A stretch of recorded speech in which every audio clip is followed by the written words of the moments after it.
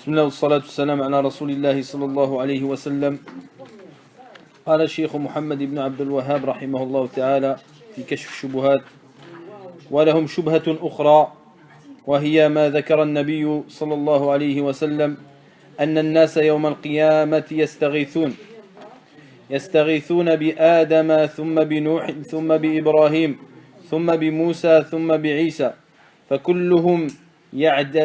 فكلهم يعتذر حتى ينتهوا إلى رسول الله صلى الله عليه وسلم. قالوا فهذا يدل على أن الاستغاثة بغير الله ليست شركا. Donc la shubha suivante qu'il a cité l'auteur rahimahullah ta'ala, c'est l'ambiguïté qui est, il dit, c'est ce que le prophète a cité: les gens du jour de la résurrection vont demander secours auprès de Adam, puis Nuh, puis Ibrahim, puis Moussa, puis Isa, qui vont tous s'excuser, et à la fin, les gens partiront chez Muhammad sallallahu alayhi wa sallam, et ils ont dit: cela prouve que demander le secours à autre qu'Allah Azza wa Jal n'est pas du polythéisme. Demander le secours à autre qu'Allah Azza wa Jal n'est pas du polythéisme. Donc les mushrikines istadallu bihadihi ou bihad al-hadith على ما هم عليه من طلب الغوث من غير الله سبحانه وتعالى. Donc eux ils ont pris ce texte qui est un texte connu, qui est un hadith qui est assez long, qui est authentique, où les gens le jour de la résurrection, quand ils verront la colère d'Allah Azza wa Jal, etc., et le jour comment il est, eh bien ils vont tous se diriger vers Adam, puis il va leur dire nafsi nafsi, puis ils vont se diriger vers Nuh, etc. Le hadith il est connu. Et donc, ces associateurs ont utilisé ce hadith pour dire que le fait de demander le secours à autre qu'Allah subhanahu wa ta'ala, eh bien, n'est pas une association. N'est pas une association. Et nous pouvons rajouter à cela que le fait de demander le secours à un prophète n'est pas une association. Et bien sûr, nous parlons d'ici de ce bas monde. Donc il y a deux choses différentes. Il y a le fait de demander le secours en invoquant directement le prophète qui est mort dans son tombeau, et ceci pour eux n'est pas une association. Et il y a le fait de demander au prophète lors du jour de la résurrection. Et ceci est un autre sujet sur lequel eux, ils se basent pour dire que justement ceci n'est pas une association et que nous avons le droit de demander au prophète. Donc d'abord, il faut savoir que al-istiratha, comme le dit Cheikh al-Islam Taymiyyah rahimahullah ta'ala, c'est le fait de demander le secours et que la difficulté se lève. Izalatu shidda, c'est que la difficulté se lève. C'est comme le fait de demander l'aide. Al-isti'ana, talab al-awn, wa al-istighatha, talab al-ghawth. Donc, al-isti'ana, c'est le fait de demander l'aide, et al-istighatha, c'est le fait de demander le secours. Bien sûr, al-istighatha, comme al-isti'ana, sont des adorations qui doivent être vouées à Allah Azza wa Jal, qui doivent être vouées à Allah subhanahu wa ta'ala, et qui font partie de l'invocation. Yani quand une personne il lève ses mains, il demande le secours à Allah Azza wa Jal ou l'aide, il est en train d'invoquer Allah subhanahu wa ta'ala. Donc al-isti'ana ou al-istighatha font partie de dua, font partie de l'invocation, mais sont plus particulières que l'invocation. Sont plus particulières que l'invocation.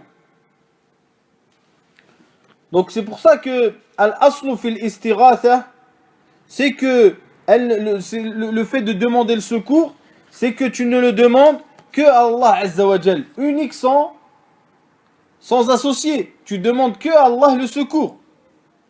Et Allah Azza wa Jal dit: wa anna al-masajida lillah fala tad'u ma'a Allahi ahada.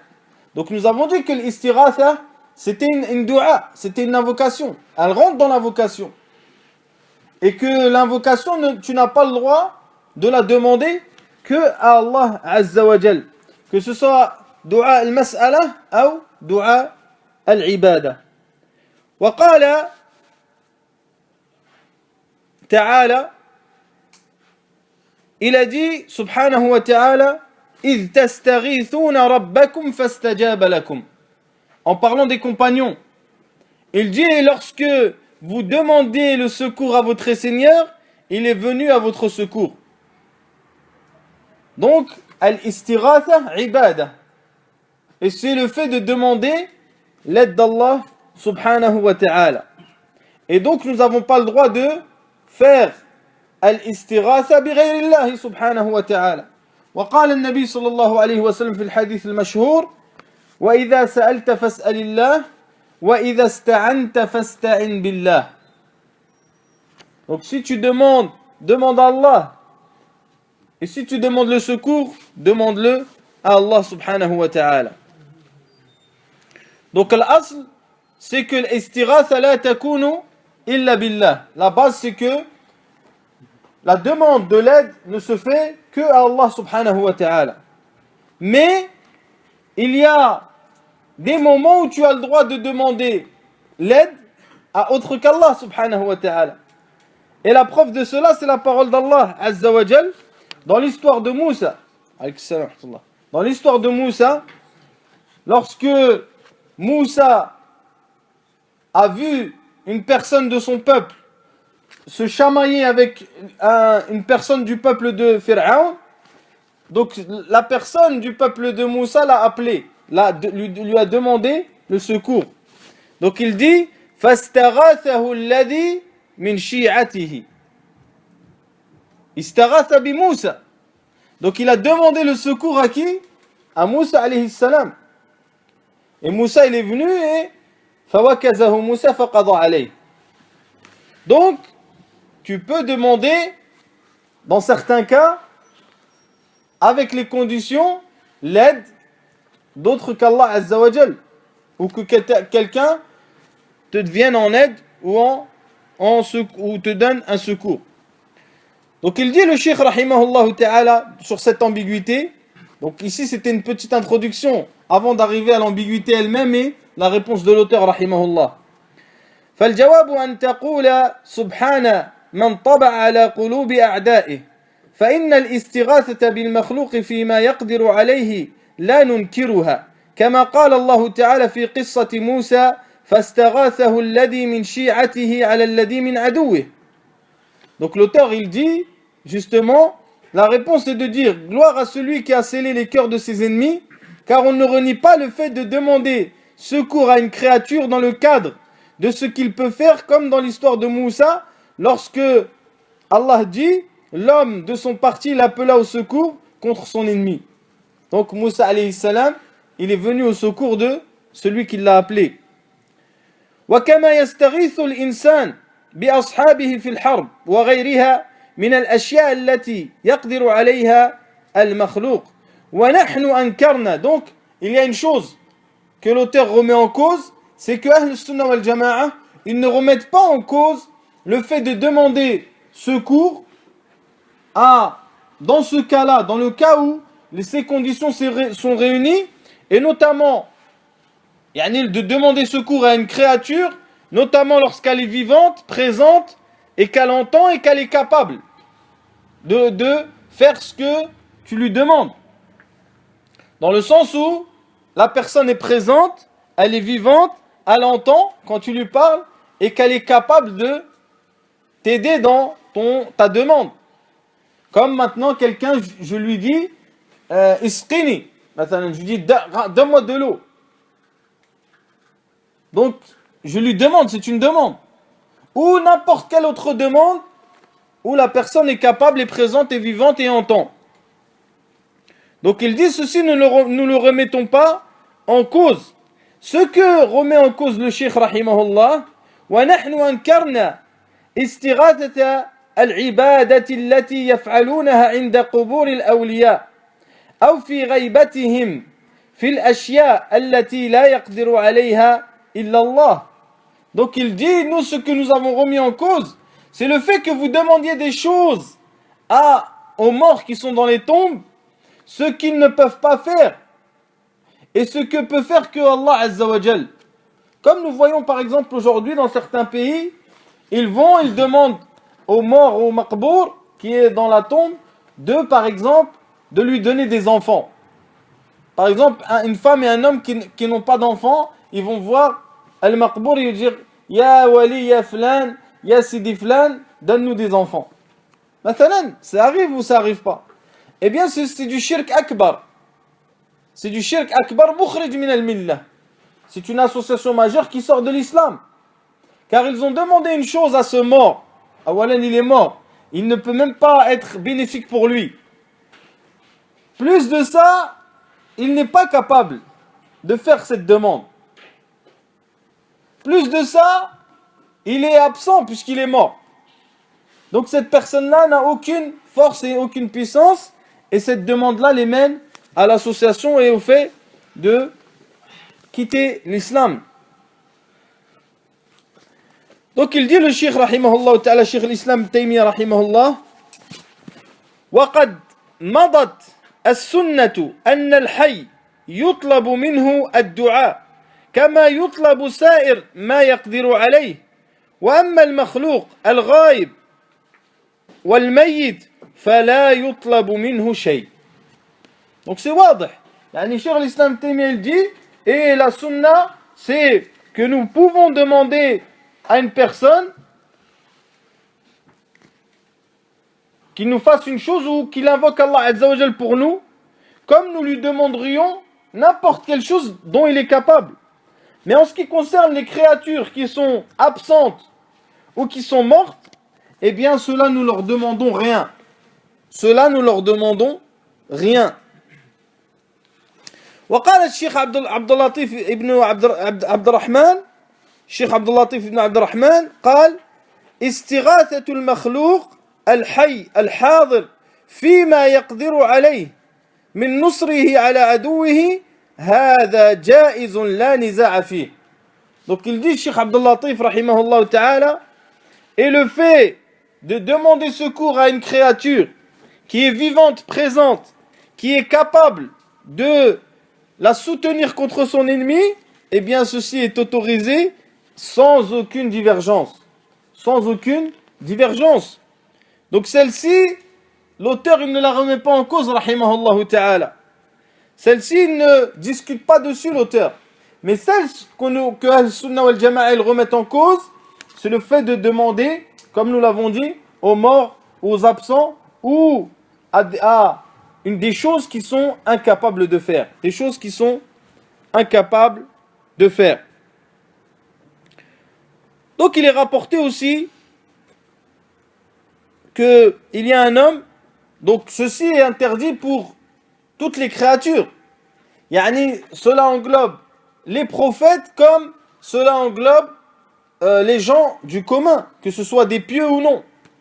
Tu n'as pas le droit de leur demander des choses alors qu'ils sont morts ou absents ou qu'ils sont incapables de faire, qui sont des choses auxquelles nous demandons que Allah Azza wa Jal unique. Donc il est rapporté une qissa que un homme est venu à l'époque du prophète sallallahu alayhi wa sallam voir le prophète sallallahu alayhi wa sallam parce qu'il y avait un hypocrite qui faisait du mal aux croyants. Donc il y en a certains d'entre eux, certains croyants ont dit Qumu bina nastaghith bi rasulillahi sallallahu alayhi wa sallam min hada al-munafiq. Il a dit venez, nous allons voir le prophète sallallahu alayhi wa sallam pour qu'on lui demande secours. Donc le prophète sallallahu alayhi wa sallam à ce moment-là, il est vivant, il est présent, il est capable de répondre à leurs demandes. Vous comprenez? Il est présent, vivant, il est capable de répondre à leurs demandes. فقال النبي صلى الله عليه وسلم إنه لا يستغاث بي وإنما يستغاث بالله. Donc il a dit le prophète sallallahu alayhi wa sallam, sachez que on ne me demande pas à moi le secours, mais on le demande à Allah Azza wa Jal. Donc le prophète sallallahu alayhi wa sallam ici, il était capable de défendre ses croyants contre cet hypocrite. Mais malgré tout ça, le prophète sallallahu alayhi wa sallam, il leur a dit demandez à Allah Azza wa Jal. Le Cheikh Abdurrahman ibn Hassan rahimahullah, il a allaq sur ce hadith qui est rapporté par Tabarani rahimahullah ta'ala. Il dit فيه نص على أنه لا يستغاث بالنبي ولا بمن دونه كره النبي صلى الله عليه وسلم أن يستعمل هذا اللفظ في حقه وإن كان مما يقدر عليه في حياته حماية. Donc le prophète sallallahu alayhi wa sallam, donc le cheikh il dit que ce texte-là prouve quoi? Prouve que le prophète sallallahu alayhi wa sallam a dit ne me demandez pas à moi le secours, ni vous le demandez à quelqu'un d'en dessous de moi, yani de moins que moi. Et il a détesté qu'on utilise ce mot pour lui. Il a détesté qu'on utilise ce mot pour lui. Même si cette chose-là qu'on lui a demandé, le prophète sallallahu alayhi wa sallam était présent et vivant, il en était capable.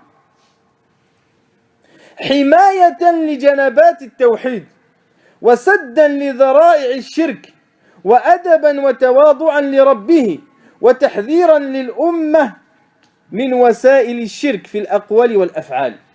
Donc le prophète sallallahu alayhi wa sallam, il a délaissé ça alors qu'il était capable de les soutenir. Pourquoi? Il dit pour protéger l'unicité d'Allah, pour fermer la porte à l'association, par respect et modestie envers Allah Azza wa Jal, et pour prévenir sa communauté de tout ce qui peut mener à l'association comme parole et acte. Ensuite il dit l'auteur, le cheikh rahimahullah, فإذا كان هذا فيما يقدر عليه النبي في حياته فكيف يجوز أن يستغاث به بعد وفاته ويطلب منه أمورا لا يقدر عليها إلا الله. Donc il dit si le prophète sallam, pendant qu'il était vivant, qu'on lui a demandé secours, il a refusé pour fermer la porte à l'association, pour ne pas utiliser ce mot qui est un mot qui est utilisé à la base pour Allah Azza wa Jal, que pensez-vous de celui qui va lui demander après sa mort, qui va lui demander des choses dont nul n'est capable de les faire que Allah Azza wa Jal? Eh bien celui-là il est encore bien pire que ceux que le prophète sallallahu alayhi wa sallam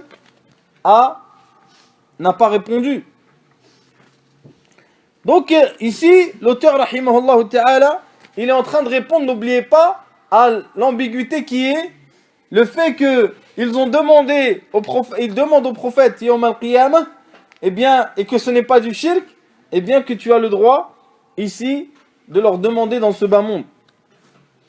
Donc il dit l'auteur ensuite, إذا ثبت ذلك فالاستغاثة بالأنبياء يوم القيامة يريدون منهم أن يدعوا الله أن يحاسب الناس حتى يستريح أهل الجنة من كرب الموقف وهذا جائز في الدنيا والآخرة أن تأتي عند رجل صالح حي يجالسك ويسمع كلامك وتقول له ادعو الله لي كما كان أصحاب رسول الله صلى الله عليه وسلم يسألونه ذلك في حياته وأما بعد موته فحاشا وكلا أنهم سألوه ذلك عند قبره بل أنكر السلف على من قصد دعاء الله عند قبره فكيف دعاؤه نفسه. Donc ici l'auteur rahimahullah ta'ala afhamahum, c'est-à-dire il a éteint leur ambiguïté. Il dit une fois que cela t'est affirmé, demandez secours au prophète le jour de la résurrection pour qu'ils intercèdent auprès d'Allah pour que le jugement commence, afin que les gens du paradis se reposent de l'angoisse de la situation. Il est permis cela dans la vie d'ici-bas et dans l'au-delà, que tu demandes à un homme vertueux, vivant, qui te tient compagnie, qui entend tes paroles, et de lui dire « Invoque Allah pour moi », comme c'était le cas pour les compagnons du prophète sallallahu alayhi wa sallam, qui lui demandaient durant sa vie, mais après sa mort, ils étaient loin de lui demander cela devant sa tombe. Or les prédécesseurs ont rogné sur celui qui invoque Allah devant sa tombe, devant la tombe du prophète sallallahu alayhi wa sallam. Donc comment est la situation de celui qui l'invoque lui-même directement. Vous comprenez? Si les prédécesseurs, ils ont réprimandé ceux qui invoquaient Allah devant la tombe du prophète sallallahu alayhi wa sallam, et ont considéré cela comme une innovation, eh bien, que pensez-vous de celui qui va devant la tombe du prophète et il va l'invoquer lui, pas Allah? Donc celui-là, il est encore ashad min al-awwal. Donc ici, l'auteur, rahimahullah ta'ala, il explique que, en réalité, ce qui se passe yawm al-qiyamah, c'est le fait que les gens vont aller voir les compagnons, les prophètes, pour yastashfi'una. Ils vont demander aux prophètes qu'ils intercèdent auprès d'Allah Azza wa Jal pour que le châtiment de ce jour-là se termine. Pour que le châtiment de ce jour-là se termine. Et c'est ça la réalité. Ils ne vont pas invoquer les prophètes, leur demander à eux une chose, alors qu'ils sont absents, alors qu'ils n'en sont pas capables. Mais ici, les prophètes sont présents, vivants, et ils sont capables d'intercéder auprès d'Allah Azza wa Jal pour qu'ils répondent à la demande des gens qu'ils ont demandé. Vous comprenez? Donc c'est pour cela que certains associateurs, ils ont dit, qu'est-ce qu'ils ont dit? Ils ont dit que Yawm al-Qiyamah, la personne, on ne peut pas dire qu'elle est vivante. On ne peut pas dire qu'elle est vivante. Vous comprenez? Puisqu'elle a été morte. Mais, la yutlaq alayhim annahum ahya. Pour répondre à Za'ma qu'ils ne sont pas vivants.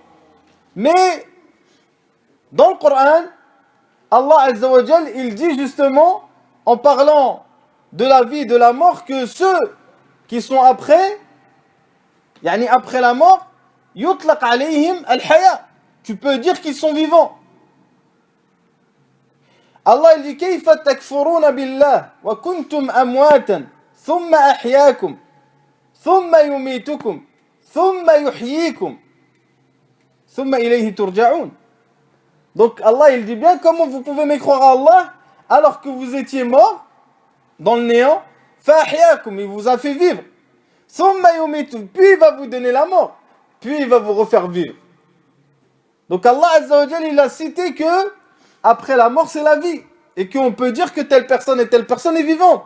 Donc le fait qu'ils demandent, le jour de la résurrection, aux vivants qui sont les prophètes, d'intercéder pour eux auprès d'Allah, eh bien ceci n'a rien à voir avec la chose sur laquelle ils veulent prouver. Donc ils ont utilisé le texte, le hadith du prophète sallallahu alayhi wa sallam, pour une chose en réalité qui n'a rien à voir avec ce qu'ils ont cité.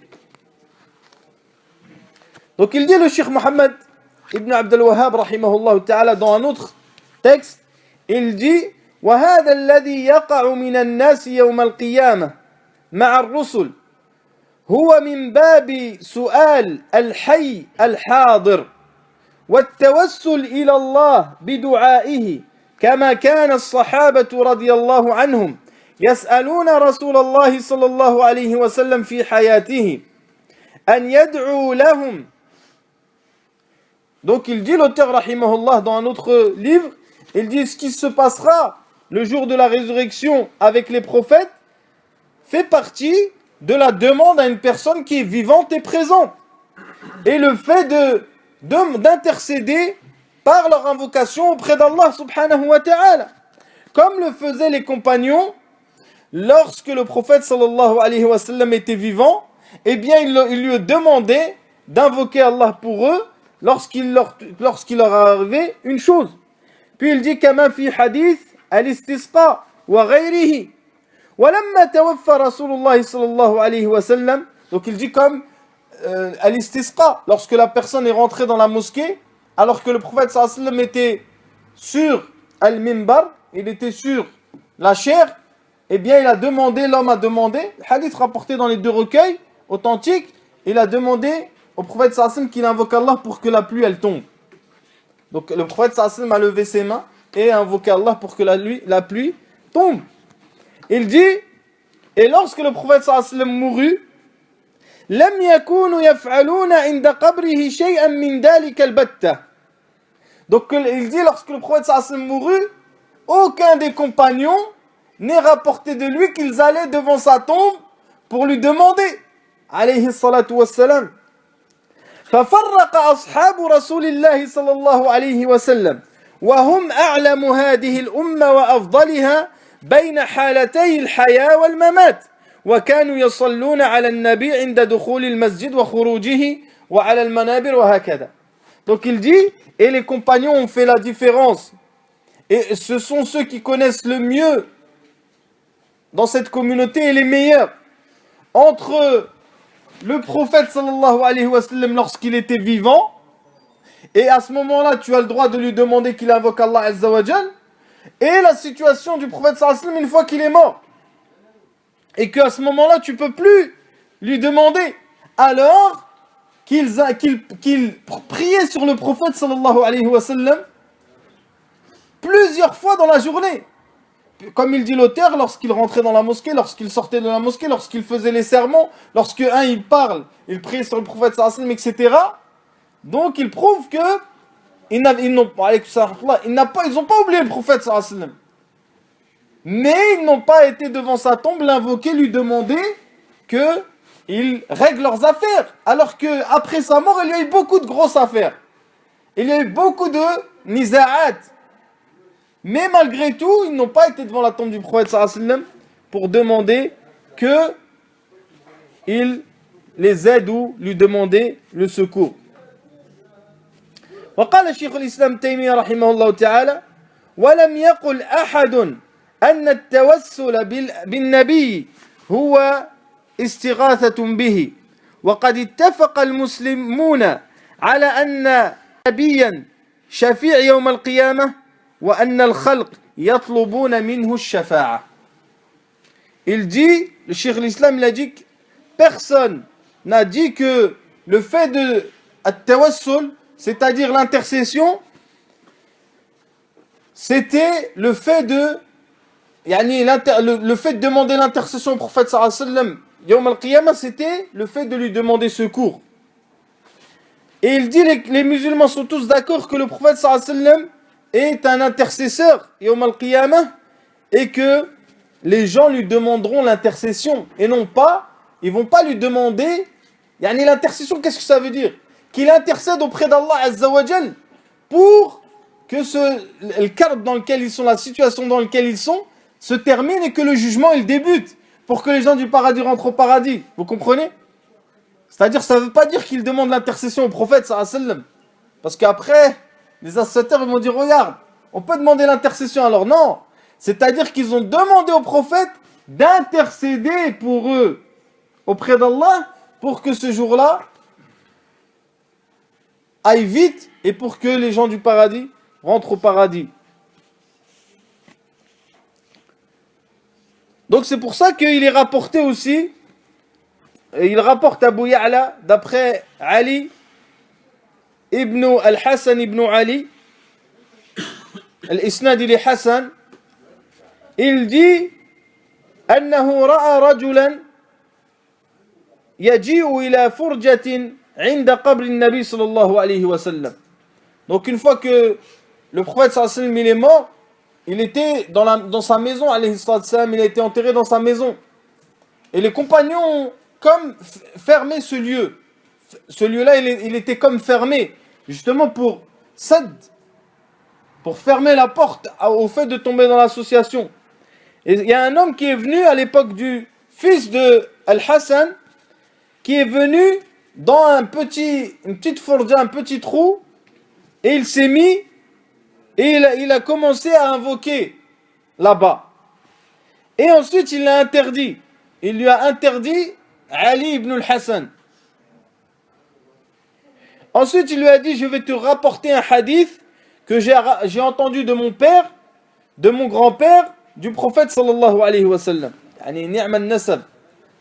Son père c'est Al-Hassan, son grand-père c'est Ali, et le prophète sallallahu alayhi wa sallam. قال لا تتخذوا قبري عيدا. Ne prenez pas ma tombe comme un endroit de fête, comme un endroit de fête. Donc, comme un endroit où vous adorez, puisque l'Eid, c'est une adoration. Donc c'est pour cela, mes très chers frères, que même Salaf, rahimahumullah ta'ala, ils interdisaient d'invoquer Allah devant une tombe, devant la tombe du prophète sallallahu alayhi wa sallam. Donc il dit l'imam Malik rahimahullah, la ara an yaqifa inda qabri nabi sallallahu alayhi wa sallam yad'u walakin yusallim wa yamdi. Donc il dit, je ne considère pas bon comme le fait de se positionner devant la tombe du prophète sallallahu alayhi wa sallam et d'invoquer Allah. Mais le mieux c'est de passer le salam et de partir.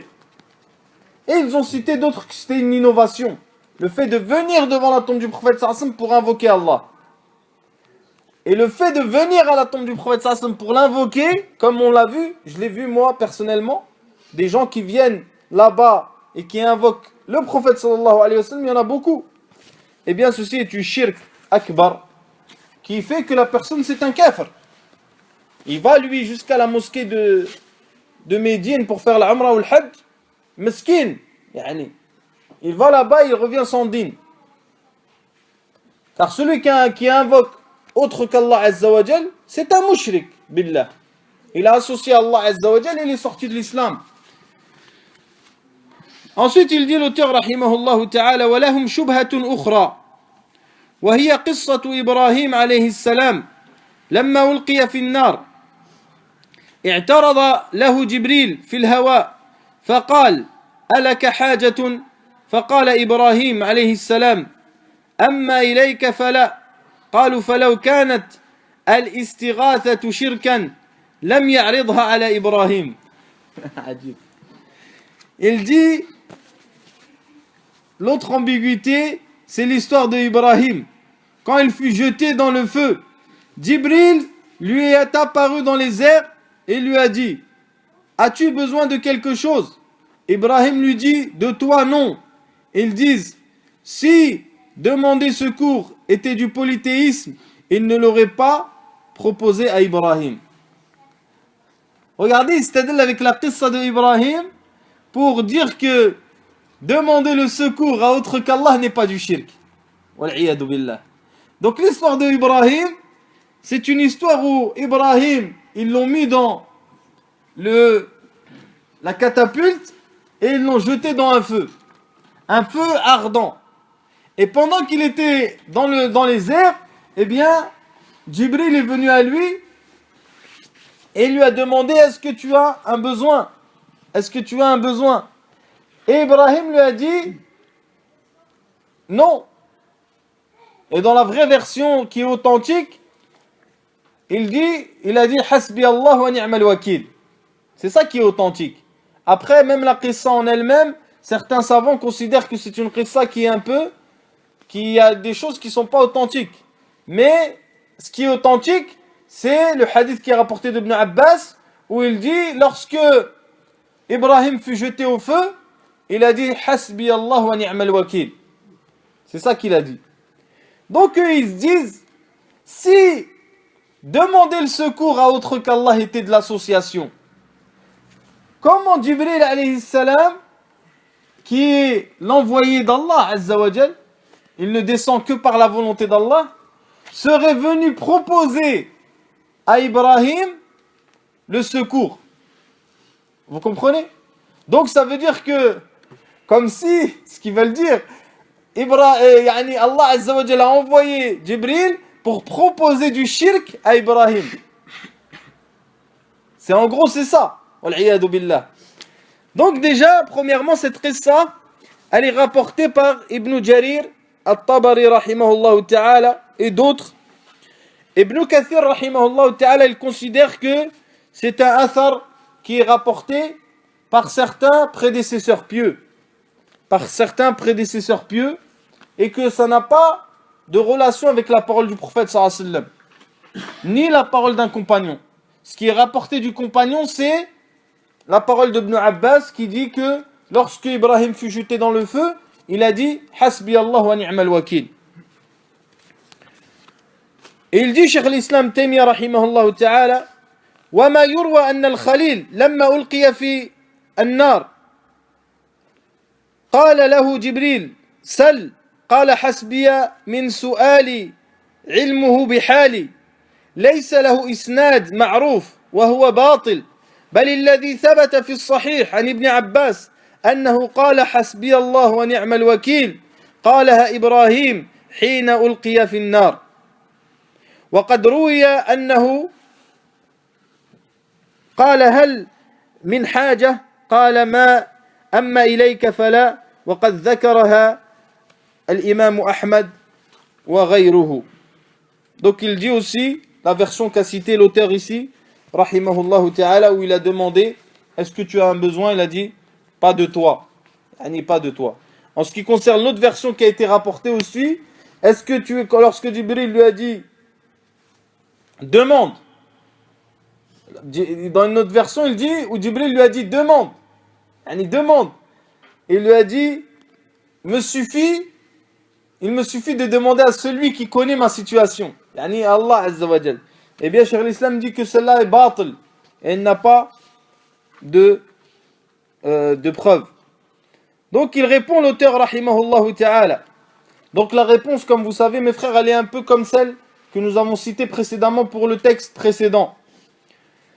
فالجواب أن هذا من جنس الشبهة الأولى فإن جبريل عرض عليه أن ينفعه بأمر يقدر عليه فإنه كما قال الله تعالى فيه شديد القوى فلو أذن الله له أن يأخذ نار إبراهيم وما حولها من الأرض والجبال ويلقيها في المشرق أو المغرب لفعل ولو أمره الله أن يضع إبراهيم في مكان بعيد لفعل ولو أمره أن يرفعه إلى السماء لفعل وهذا كرجل غني له مال كثير يرى رجلا محتاجا فيعرض عليه أن يقرضه أو يهابه شيئا يقضي به حاجته فيأبى ذلك الرجل المحتاج أن يأخذ ويصبر حتى يأتيه الله برزق لا منة فيه لأحد فأين هذا من استغاثة العبادة والشرك لو كانوا يفقهون. Donc cette shubha là, c'est la dernière shubha que cite l'auteur rahimahullah dans le kitab. Et cette shubha là, il a répondu rahimahullah ta'ala. Il dit, la réponse, cela fait partie du premier type d'ambiguïté, puisque Jibril lui a proposé de lui être utile dans quelque chose qu'il peut faire, comme Allah Azza wa Jal a dit, en parlant de Jibril, il a une force prodigieuse. Si Allah lui a permis de prendre le feu d'Ibrahim et ce qui l'entoure de la terre et des montagnes, puis de les jeter à l'est ou à l'ouest, il l'aurait fait. Si Allah lui avait ordonné. Et si Allah lui avait ordonné de prendre Ibrahim et de le mettre dans un endroit loin, il l'aurait fait. S'il lui aurait ordonné de monter Jibril, de monter Ibrahim, au ciel, il l'aurait fait. Cela ressemble à l'histoire d'un homme riche qui possède beaucoup d'argent et qui voit un homme indigent, pauvre. Alors il lui propose de lui prêter un peu d'argent ou de lui donner pour satisfaire ses besoins, mais cet homme indigent n'accepte pas et patiente jusqu'à ce qu'Allah lui pourvoie de bienfaits que nul n'aura contribué pour ses faveurs. Où est le rapport entre cela et la demande du secours, de l'adoration et le polythéisme, si ces gens-là comprenaient cela? Donc le cheikh rahimahullah ta'ala, il explique bien ici clairement qu'il n'y a rien à voir entre l'histoire de Jibril alayhi salam et de Ibrahim, qui est que Jibril ici est venu proposer à Ibrahim alayhi salam le secours, car Allah Azza wa Jal lui a ordonné, et que Jibril alayhi salam, il est capable de cela, comme l'a dit l'auteur, car l'auteur dit que si Allah lui aurait ordonné de le jeter, le ciel, de jeter la terre, les montagnes et le feu à l'est ou à l'ouest, eh bien il l'aurait fait. Donc Jibril en est capable. Et il a été envoyé par Allah Azza wa Jal, mais Ibrahim alayhi salam, il a refusé. Pourquoi il a refusé? Car son tawhid, il est parfait à Ibrahim. Même dans ce cas-là, où il aurait pu prendre l'aide de Jibril qui vient d'Allah, eh bien il a refusé. il veut demander que à Allah Azza wa Jal. Il ne veut rien d'autre que d'Allah subhanahu wa ta'ala. Donc c'est pour ça que Ibrahim alayhi salam, il a refusé. Donc ici, mes très chers frères, il est clair que le texte qu'ont utilisé les associateurs pour prouver leur égarement et leur association a rien à voir avec leur égarement et leur association. Car eux, lorsqu'ils ont une peur, une crainte ou quoi que ce soit, ils vont demander secours à des morts qui sont enterrés, qui sont morts et qui sont incapables de répondre à ce dont quoi ils ont besoin. Et ceci, il n'y a aucun doute et il n'y a aucune divergence entre deux musulmans à ce sujet, que ceci est de l'association majeure et que celui qui commet cela est un associateur. Donc quelles sont les causes pour lesquelles les gens se sont égarés et sont tombés dans le rejet de la vérité? Première chose, comme le dit Cheikh al-Islam Taymiyyah rahimahullah, c'est le fait que ils ont délaissé le suivi du prophète sallallahu alayhi wa sallam. Ils ont délaissé le suivi du prophète sallallahu alayhi wa sallam. La deuxième chose, c'est que ils ont délaissé aussi al-istidlal al-musil ila ma'rifati al-haq. C'est-à-dire d'utiliser les preuves qui vont te mener à la vérité.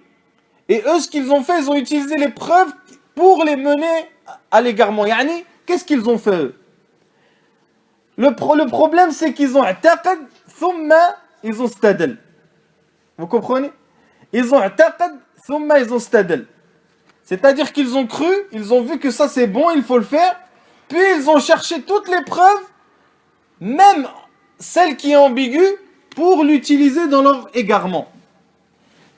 Mais la réalité, c'est qu'il faut stadal, thumma i'taqad. Toi, d'abord tu ramènes les preuves, puis tu crois. Et c'est ce qui se passe exactement sur plein de masail ilmiya, shar'iyya, comme notamment l'excuse de l'ignorance. C'est que les gens, ils ont une aqida, thumma yabhathuna an adillatin li yuqarriru ma hum alayh. Donc ils cherchent ensuite des preuves pour appuyer sur eux, sur quoi ils sont. Alors que s'ils sont neutres, ils rentrent dans cette mas'ala en étant neutre, eh bien il trouvera tous les dalils qu'il lui faut, qui prouvent qu'il n'y a pas d'excuse par l'ignorance. Vous comprenez? Donc le mushkila, c'est al-i'tiqad qabla al-istidlal. C'est le fait que les gens, ils ont d'abord cru à une chose, et ils pensent qu'elle est comme ça, puis ils ont cherché les preuves qu'ils étaient en concordance avec ce sur quoi ils sont. Même, des fois, ils te ramènent une qissa qui n'a rien à voir, qui est loin, qui s'est passé à l'époque de Ali et de Muawiyah, ou des choses comme ça, et ils délaissent des textes par dizaines de l'Kitab wa Sunnah. Pour te montrer, yani, al-zayr qui a touché ces gens, l'inhiraf qui a touché ces gens-là. قال شيخ الإسلام, يعني il parle de le sabab de l'égarement, فلما أعرضوا عن هدى السماء وتخلفوا عن استخدام عقولهم للبحث عن الحق والوصول إليه تهاووا في ضروب الضلالة والشعب العماية وبرهان ذلك في كتاب الله. Donc il dit, lorsqu'ils ont délaissé la guidée qui est descendue des cieux et ils ont délaissé l'utilisation de leur raison dans la recherche de la vérité, ils se sont égarés et ils sont devenus aveugles. Et la preuve de cela est dans le livre d'Allah, où Allah Azza wa Jal dit فَإِمَّا يَأْتِيَنَّكُمْ مِنِّي هُدًى فَمَنِ اتَّبَعَ هُدَايَ فَلَا يَضِلُّ وَلَا يَشْقَى. S'il vient à vous une guidée, celui qui va suivre cette guidée, il ne sera pas égaré, il ne sera pas perdant. وَمَنْ أَعْرَضَ عَنْ ذِكْرِي فَإِنَّ لَهُ مَعِيشَةً ضَنْكًا وَنَحْشُرُهُ يَوْمَ الْقِيَامَةِ أَعْمَى. Donc et celui qui va se détourner de mon rappel, de mon livre, eh bien il aura certainement une vie étroite. Et nous le ressusciterons yawm al-qiyamah aveugle. Qala ibn Abbas, toujours la parole de Cheikh l'Islam ici. تكفل الله لمن قرأ القرآن وعمل بما فيه ألا يضل في الدنيا ولا يشقى في الآخرة ثم قرأ هذه الآية. Donc il dit, Ibn Abbas, Allah a promis à celui qui a lu son livre et qui l'a mis en pratique, qu'il ne s'égarera jamais dans ce bas monde et qu'il ne sera pas parmi les perdants le jour de la résurrection. Puis Ibn Abbas il a récité ce verset. Donc regardez mes très chers frères, Kitabullah mawjoud. Mais malgré tous les kutub qu'il y a à notre époque, des milliers de kutub, eh bien si tu te limites à la parole d'Allah Azza wa Jal et à la sunna de Rasulullah sallallahu alayhi wa sallam et que tu comprends bien, eh bien tu ne seras jamais égaré. Tu ne seras jamais égaré. Sans prendre la parole de Fulan ou de Fultan. Juste en te conformant à la parole d'Allah Azza wa Jal, eh bien tu t'égareras jamais dans ce bas monde et tu ne seras jamais parmi les perdants le jour de la résurrection. Et ensuite l'auteur, rahimahullah ta'ala, il rentre dans la conclusion du kitab, et c'est une conclusion qui est très importante, incha'Allah ta'ala, qui sera le sujet du prochain cours. Subhanakallah wa bihamdik, shahadu an la ilaha illa anta astaghfiruka wa atubu ilayk.